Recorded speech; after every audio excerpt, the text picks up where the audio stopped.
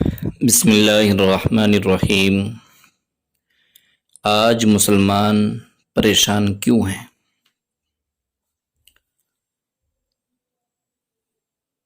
کلام اللہ شریف کی ایک آیت ہے، اعوذ باللہ من الشیطان الرجیم، ان اللہ لا یغیر ما بقوم حتی یغیروا ما بانفسہم وَإِذَا أَرَادَ اللَّهُ بِقَوْمٍ سُوءًا فَلَا مَرَدَّ لَهُ وَمَا لَهُم مِّن دُونِهِ مِن وَالٍ۔ یقیناً اللہ تبارک و تعالیٰ کسی قوم کی حالت اس وقت تک نہیں بدلتا جب تک وہ قوم خود اپنے آپ کو نہ بدلے، اور جب اللہ تعالیٰ کسی قوم پر آفت نازل کرنا چاہتا ہے تو پھر وہ واپس نہیں لوٹتی، اور اللہ تعالیٰ کے سوا ان کا کوئی مددگار نہیں۔ اللہ تبارک و تعالیٰ اپنی نگہبانی اور مہربانی سے جو ہمیشہ اس کی طرف سے بندوں پر ہوتی رہتی ہے، کسی قوم کو محروم نہیں کرتا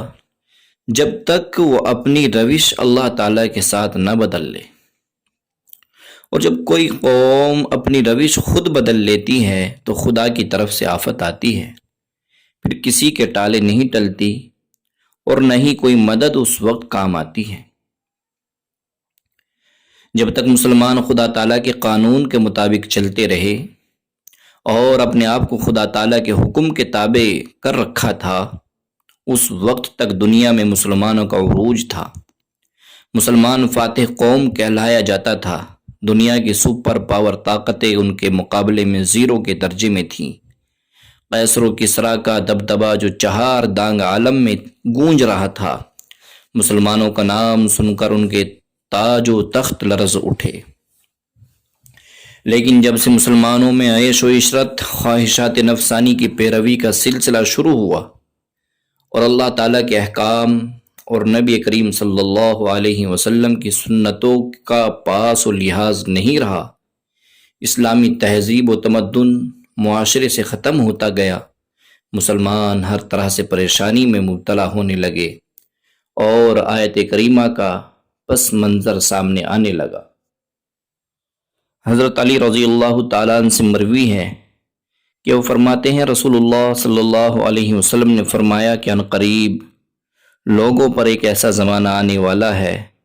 کہ اس میں اسلام کا صرف اور صرف نام باقی رہے گا، اس کی روح ختم ہو جائے گی، اور قرآن کے صرف اور صرف حروف باقی رہیں گے، عمل نہ رہے گا،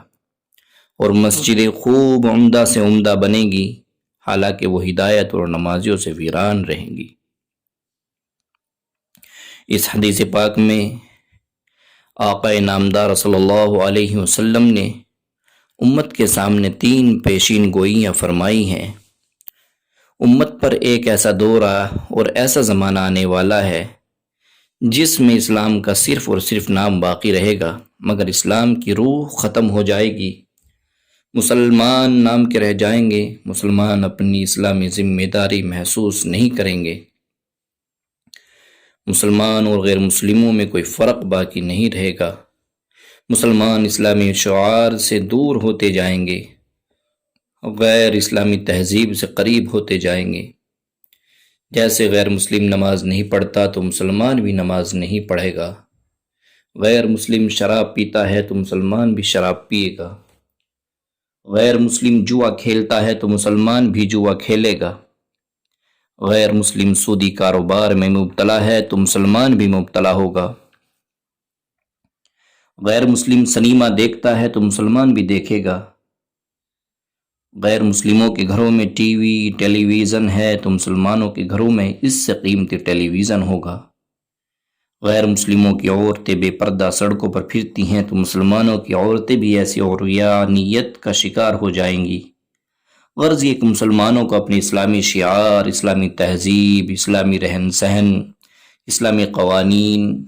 اسلامی ذمہ داری کا کوئی احساس باقی نہیں رہے گا، بلکہ آج ہم دیکھ رہے ہیں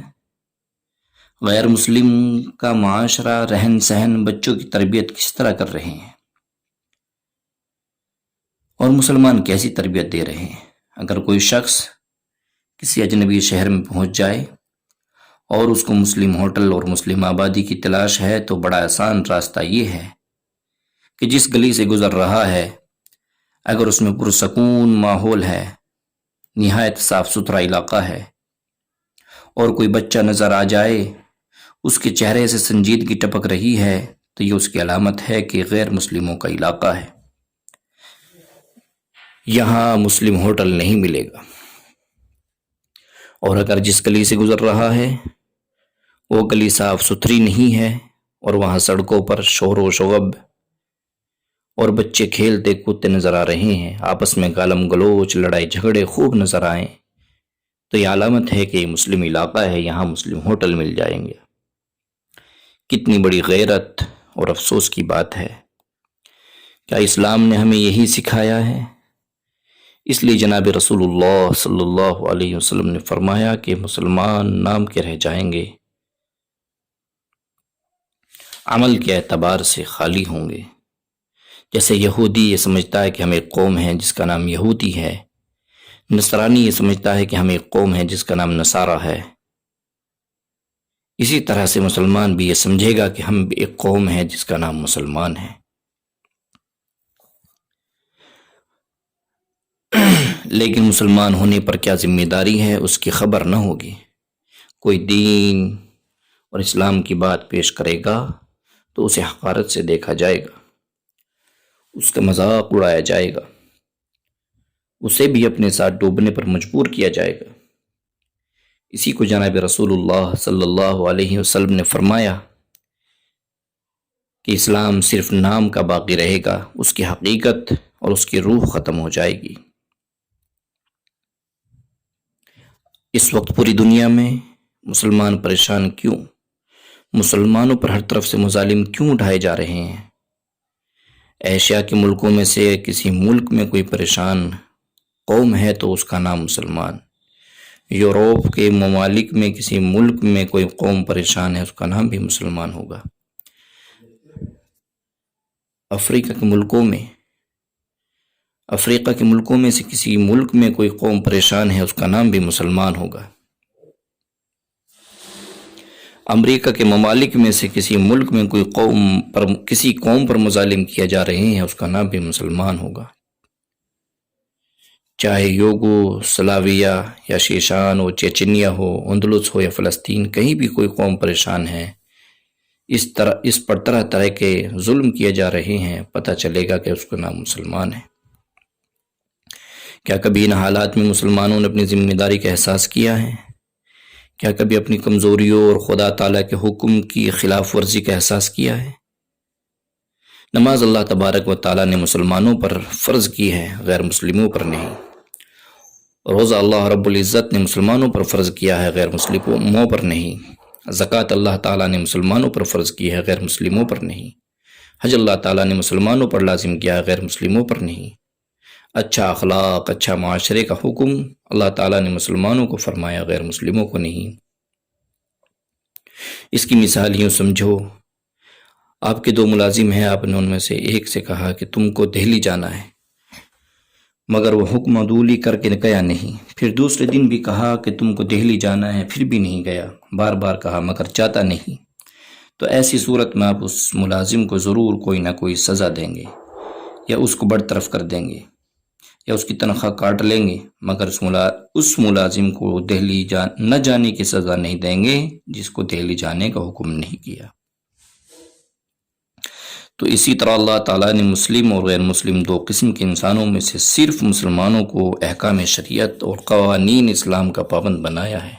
غیر مسلموں کو نہیں۔ جب مسلمان اللہ تعالیٰ کے حکم کی تعمیل نہیں کرے گا تو کیا دنیا میں اللہ تعالیٰ سزا نہیں دے سکتا؟ آج دنیا میں ہر طرف سے مسلمانوں کو جو ستایا جا رہا ہے، ان پر جو ظلم کیے جا رہے ہیں اور مسلمانوں پر تباہی اور بربادی دیکھنے میں آ رہی ہیں، کیا وہ ہماری بدعملی اور خدا کے حکم عدولی کی سزا نہیں ہو سکتی؟ بہت ممکن ہے، شاید یہی وجہ ہے کہ جس کی وجہ سے ہم سب کشمکش کی زندگی میں مبتلا ہیں۔